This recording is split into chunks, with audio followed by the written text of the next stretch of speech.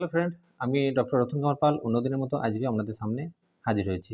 মাসিক পিছিয়ে যাওয়া বা ডেট পার হয়ে যাওয়ার কারণটা কী? তা মাসিক যে আমাদের প্রত্যেক মাসে মাসে যে মেন্সটা হয়, মাসিকটা পিছিয়ে যাওয়ার কারণ অনেক কটাই হতে পারে।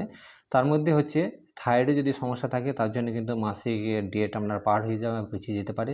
বা যদি আপনার যদি রক্তে যদি হিমোগ্লোবিন পার্সেন্টেজ কম থাকে বা শরীরে যদি রক্ত কম থাকে তার জন্য কিন্তু আপনার মাসিক পিছিয়ে যেতে বা পার হয়ে যেতে পারে। এছাড়াও যদি আপনার যদি PCOS এর যে সমস্যা থাকে তাহলে কিন্তু মাসিক পার হয়ে যাওয়া পিছিয়ে যেতে পারে।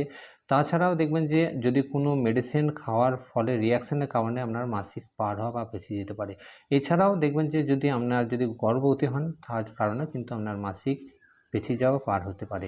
এর জন্যে অবশ্যই আপনাকে হোমিওপ্যাথি একটা ডাক্তারের সঙ্গে কনসাল্ট করা উচিত। যদি ভিডিও ভালো লেগে থাকে অবশ্যই লাইক দেবেন। যদি আমার ইউটিউব চ্যানেল নতুন হয়ে থাকেন তবে চ্যানেলটিকে সাবস্ক্রাইব